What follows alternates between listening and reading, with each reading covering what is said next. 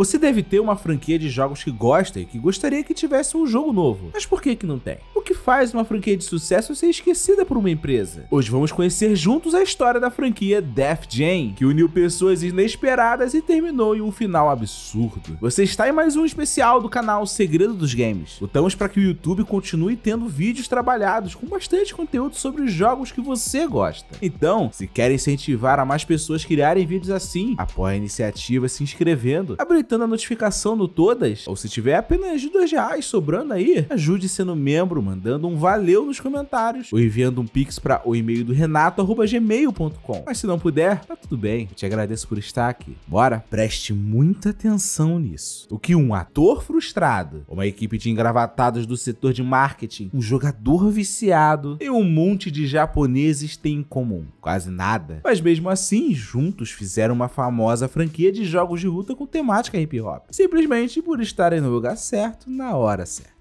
Josh Homme nasceu no Canadá e foi mais um que viajou até Los Angeles para tentar se tornar a estrela de Hollywood. Ele é o ator frustrado. Após anos sem oportunidades e vivendo de bicos, a realidade bateu a porta com um monte de contas e ele teve que procurar um emprego fixo e mais estável. Mas Josh não conseguiu achar um, mas pegou um serviço freelancer que deu muito certo. Segundo conta a revista Nuvo, ele realizou o sonho de muitos de nós ao se tornar um dos testadores de jogos da EA Sports no meio da década de 90, sendo posteriormente contratado de forma fixa pela companhia entre 96 e 97 para ser um designer de um dos estúdios da gigante dos games. Em cerca de apenas 3 anos, Josh já se tornou um designer-chefe, recebendo a missão de ajudar a criar a franquia NBA Street em 2001, onde fez questão de inserir o seu amor à dramaturgia, inserindo uma história completa dentro de um game de basquete. NBA Street foi um grande sucesso e atraiu a atenção de Kevin Liles. Ele é o jogador viciado. Como conta a OK Player, Kevin começou a jogar ainda no Atari, vendo de perto todos os consoles sendo lançados e organizando até campeonatos na empresa onde trabalha. O seu trabalho? Na época ele comandava uma gravadora de rap, hip hop, soul, R&B e black music em geral. Por isso várias músicas de seus artistas eram licenciadas para vários jogos, inclusive para Josh e Electronic Arts no NBA Street. Kevin então, como um grande fã de videogames e vendo as músicas de seus artistas em vários jogos, teve uma grande ideia. Estamos licenciando todas essas músicas para empresas de jogos. Por que não estamos fazendo jogos? Então sentei-me com a Electronic Arts e disse: ouça, vamos pensar em algo maior que possamos fazer juntos. E não foi aqui que nasceu o Def Jam. Não poderia ser de uma forma tão simples assim. A EA não deu uma resposta concreta e basicamente deu de ombros. Mas tem coisas que parece que tem que acontecer. E é aqui que entram os japoneses. A Arc Corporation é um grande estúdio japonês que na época era especializado em jogos de luta livre, criando vários sucessos mundiais como WWF No Mercy e WrestleMania 2000, ambos para Nintendo 64 e produtos oficiais de sucesso da organização de luta livre WWF. Tudo que o estúdio Arc tocava desse estilo de game virava ouro e vendia muito. Então, vendo que esse era um mercado lucrativo, a EA adquiriu a licença da concorrente direta da WWF, a WCW, para lançar uma série de jogos oficiais dela, começando em 1999 com WCW Mayhem e depois com WCW Backstage Assault no fim de 2000. Ambos foram um fracasso de críticas e venda, com os revisores sempre comparando eles com os bem-sucedidos jogos da concorrente WWF feitos pela Arc. Então o que a EA fez? Em 2001 derrubou um caminhão de dinheiro e contratou o estúdio japonês da concorrente para eles não fazerem mais jogos para WWF e a partir de então fazerem imediatamente apenas os novos jogos da WCW, exclusivamente para Electronic Arts. Golpe baixo. Só que devido a uma sequência de questões ligadas à péssima administração, alguns poucos meses depois, a WWF foi em cima da WCW e comprou toda a organização e absolutamente tudo ligado a ela, deixando a EA sem lutadores, nomes e qualquer coisa para usarem no jogo já pago e que já estava em desenvolvimento no Japão pela Arc. Alguns chamariam de karma, outros de justiça divina, mas o fato é que isso gerou uma pergunta que não saía da cabeça dos executivos da EA. O que fazer com aquele caríssimo estúdio japonês com experiência, motor gráfico e já desenvolvendo um jogo de luta livre livre sem poder ter muito de luta livre nesse game. É agora que entram os engravatados do marketing e seus cérebros, digamos, diferenciados. Josh, o ator frustrado, já tinha sido promovido a produtor e em seu primeiro ato resolveu fazer algo que sempre quis fazer, seu primeiro jogo de luta, com o codinome de Kung Fu Fighting, um projeto que ele estava se dedicando bastante. Enquanto liderava essa produção, ele recebeu uma ligação de um executivo da EA, pedindo para ele ajudar a salvar, abre aspas, um projeto moribundo que estava com problemas. Ele escreveu ele mesmo para Game Developer, só que a empresa pediu para ele fazer isso o mais rápido possível. Por isso se juntou a um amigo e juntos passaram todo um fim de semana pesquisando, estudando e trabalhando em um documento de design completo para um novo projeto, onde conceberam um ambiente urbano de lutas de rua, ainda usando as mecânicas de luta livre que já estavam prontas. Foram 20 páginas muito bem embasadas sobre como seria esse game. E na segunda-feira ele enviou o documento certinho, como a Electronic Arts exigiu, a qual a ideia foi praticamente toda ignorada pelo executivo da EA. Só que esse executivo gostou de como ele fez o documento em si, e por isso pediu para que Josh desse uma consultoria à equipe do projeto cheio de problemas. Estou ocupado trabalhando no meu jogo, mas fico feliz em tentar ajudar, disse ele, claramente receoso com a situação. Pouco depois, Josh foi chamado para uma reunião de planejamento sobre o projeto problemático. Só que quando chegou lá, ele teve uma surpresa. Josh e o amigo eram os únicos ali que realmente trabalhavam diretamente com a produção de games. Pois ao invés de chamar designers, produtores, diretores e demais profissionais de desenvolvimento de games, como geralmente as empresas pelo menos deveriam fazer, a Electronic Arts colocou seus engravatados da equipe de marketing para decidir como seria o game, que até aquele momento se chamava Midnight Wrestling. Foi a típica sessão de brainstorming, onde nenhuma ideia estava fora dos limites, então todo mundo estava dando ideias malucas. E se fizéssemos algo baseado no mundo do hip hop? Disse Josh apenas por falar, pra parecer que estava realmente participando e dando ideias, afinal, né? Não tem nada a ver o mundo do hip hop com lutas de wrestling. Ninguém se interessaria por um jogo assim. Uma ideia ridícula, né? Não pro time de marketing da EA, que não estava nem aí se o game faria sentido, mas sim se ele seria vendável. E essa por si só era uma ideia de ouro pra isso.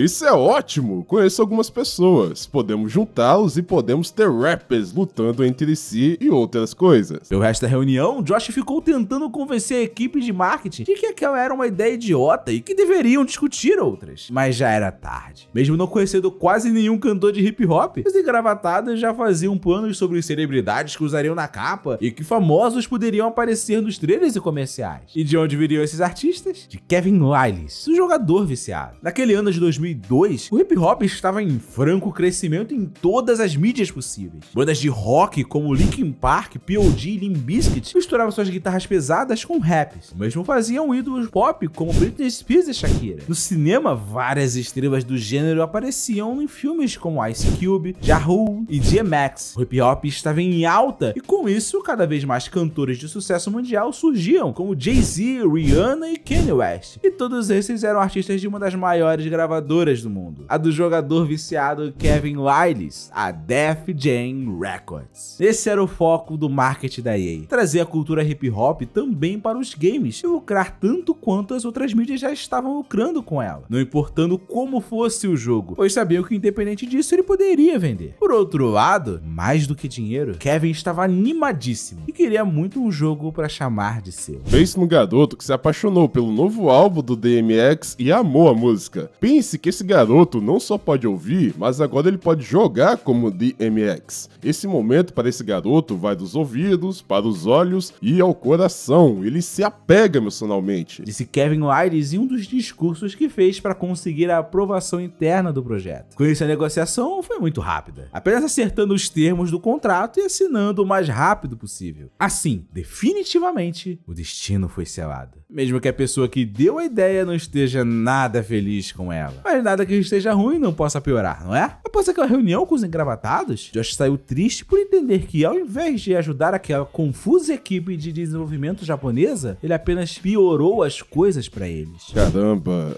Eu me sinto tão mal por esse time. Nós ajudamos apenas dando essa ideia terrível, colocando ela na cabeça dessa equipe executiva. E agora, esse time tem ordens para construir esse jogo. Disse ele relembrando a sensação que teve naquela época. Só que cerca de 72 horas depois de ter dado a ideia, Josh recebeu uma ligação de um executivo da Electronic Arts, colocando ele no comando dos desenvolvedores japoneses, que tinham que fazer um jogo de luta sobre hip hop americano, nomeado pela gravadora como Def Jam Vendetta. E para garantir que Josh aceitaria e que se dedicaria o máximo possível, o projeto pessoal dele, que já estava em desenvolvimento, o Kung Fu Fighting, foi cancelado pela EA, o que deixou o ator frustrado sem saída. E para encerrar a trágica ligação, o executivo da Electronic Arts decretou a data do lançamento. Vai, conserte ele. Você tem 8 meses. Como obedecer isso? 8 meses para fazer japoneses fazerem um jogo de luta de hip hop americano com wrestling. Mas é como diz o ditado, né? Manda quem pode, obedece quem tem juízo. Foi então que a correria começou a acontecer. Pelos próximos meses, Josh ficou viajando entre Estados Unidos e Japão, tentando convencer o estúdio Aki sobre a importância do jogo e os artistas da Def Jam sobre a importância de liberarem a utilização de suas imagens para o game. A ideia de Josh era o seguinte: cada artista que aceitasse não só liberaria a utilização do nome, como também faria capturas de movimentos, gravaria falas, criar combos, conteúdos e até dar nomes para os golpes do seu personagem, participando ativamente do desenvolvimento do jogo, principalmente pois a maioria dos rappers também jogavam videogames e poderiam assim ajudar em muito a refletir o estilo hip hop corretamente. Fiquei muito feliz com isso, porque ter uma contribuição criativa em algo que está sendo animado é definitivamente muito legal. Quero dizer, quantas pessoas podem dizer que se transformaram em um personagem de videogame? Disse o rapper Ludacris em uma entrevista à IGN. Com isso, Josh aproveitou seu status como produtor e o curto prazo de desenvolvimento e simplesmente mobilizou várias equipes de estúdios diferentes da EA na América do Norte para trabalharem juntas nas ideias dos rappers e fazerem toda a parte de ambientação, design e cenários usando cada feedback dado por eles. Mas nem todas as reuniões sobre esse jogo urbano de wrestling deram certo. Como por exemplo, quando Josh se encontrou com o rapper Ghostface Killah. Eu dizia, me diga o que você quer que seja o seu movimento especial, e eu expliquei como isso funcionava no jogo. E o Ghostface,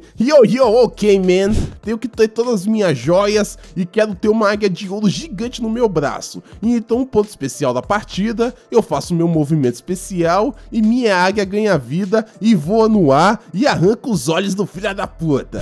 Eu me virei para a vice de marketing e disse, não podemos fazer isso, o motor gráfico não consegue fazer isso, não é possível. E ela, cala a boca, apenas diga que sim. E eu como, claro, ok, então a águia voa e arranca os olhos. Legal, e eu pensando, eu nunca mais vou ver o Ghost mesmo, então tá tudo bem. E então fizemos a sequência, e assim que encontrei novamente com ele, o Ghost me disse, what the fuck man, o que diabos aconteceu com a minha águia, cara? Ele estava super chateado. Outro problema foi com um alto executivo da Electronic Arts que queria que o game fosse de classificação etária para adolescentes, por isso queria cortar as cenas no clímax da história, onde o chefe do jogo mostra que possui uma arma, pois segundo esse executivo, na cultura hip hop não haviam armas. Eu tratei a marca Def Jam na EA como se fosse minha, falando com os acionistas, o conselho e todos os executivos lá e tomando o longo caminho para eles não apenas fazerem um jogo, mas realmente respeitarem a cultura de onde veio. Eu não me importo de ter uma conversa, mas no final do dia eu teria encerrado o jogo se não estivesse indo do jeito que imaginávamos. Disse Josh Holmes. E essa luta valeu muito a pena. O game foi lançado em abril de 2003 e apesar de algumas críticas mornas, o game foi muito bem recebido pelo público e vendeu cerca de 750 mil cópias, segundo a Next Generation, um bom número para a época, e que indicava que aquela poderia ser uma franquia promissora, o que tomou o inevitável uma sequência, a mais famosa de todas e que definiu tudo, pro bem e pro mal também. Def Jam Fight for New York.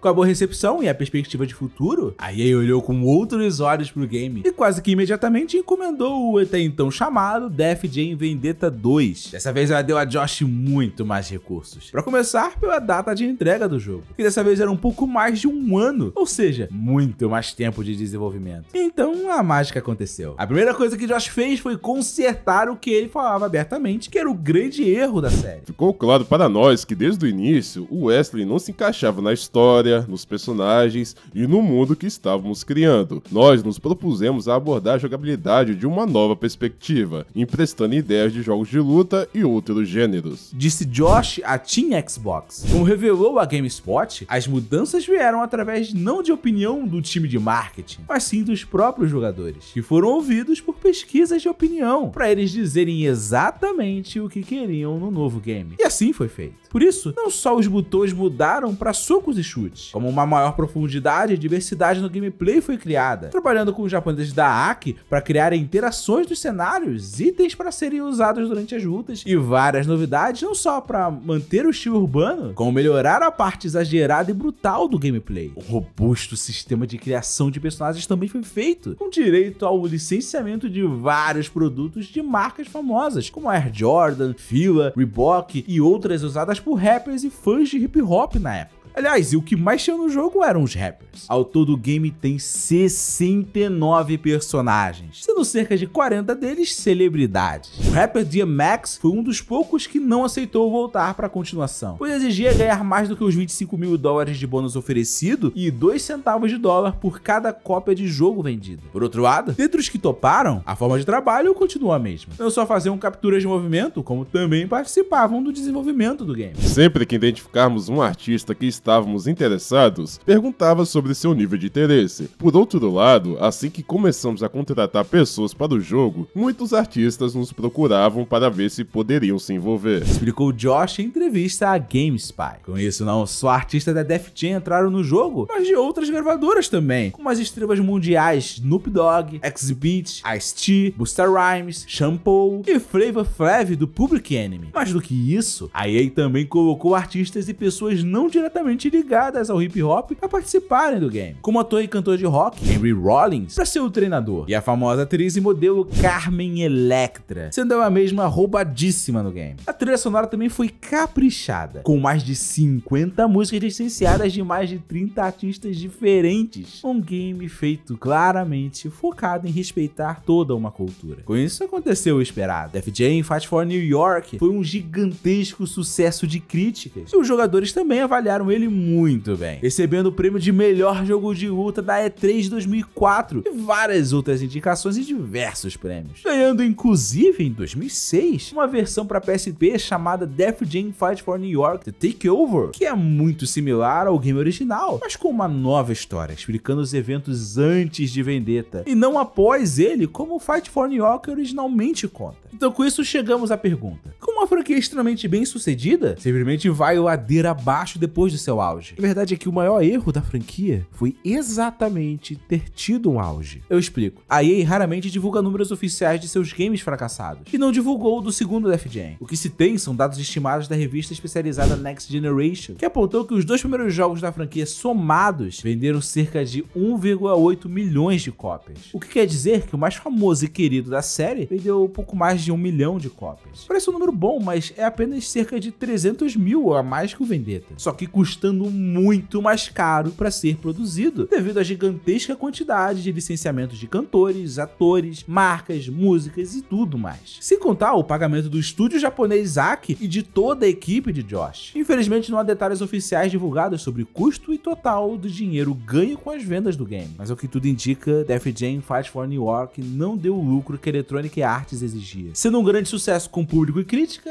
e ao mesmo tempo um fracasso comercial. Mas calma que essa história ainda pode ter um final feliz, mas antes vamos tentar entender o que aconteceu com Def Jam Fight for New York. Os motivos para as vendas aquém do esperado podem ser muitos, passando por contexto social, gênero musical, classificação etária e até pirataria, mas Def Jam começou a cair pelo mesmo motivo que começou: o dinheiro. Mesmo que Josh e a AKI tenham se dedicado tanto e que muitas pessoas tenham gostado da premiada franquia, como já vimos em várias empresas, não importa se o jogo é bom, o que importa é que ele bata as metas de lucro exigidas. Se não, mas se o público compra e o problema era o custo da produção, aí encontrou uma forma para dar mais uma chance para Def Jam dar lucro que ela exige, cortando custos de produção. Assim, ela encomendou para 2007 uma continuação, porém sem os caros japoneses da AKI, tendo um reduzido orçamento e reutilizando um motor gráfico e mecânicas de um jogo de boxe, o Fight Night Round 3. Josh revelou na época que já fazia planos para o lançamento de um novo game da franquia, dentro do mesmo estilo de Fight for New York, porém dessa vez em uma luta por Los Angeles. Mas repentinamente decidiu sair da Electronic Arts ainda em 2004, pouco depois do lançamento do game, junto a outros da equipe que criaram Def Jam. Juntos eles fundaram um estúdio chamado Propaganda Games para fazer jogos como achavam correto fazer, e acabaram sendo comprados pela Disney, onde o ex-ator frustrado e agora produtor de sucesso ficou muito pouco tempo, pois saiu para ajudar a fundar um pequeno estúdio de 20 pessoas chamado Free for Free Industries, passando a comandar a franquia Halo a partir de 2009. Sem Josh, Def Jam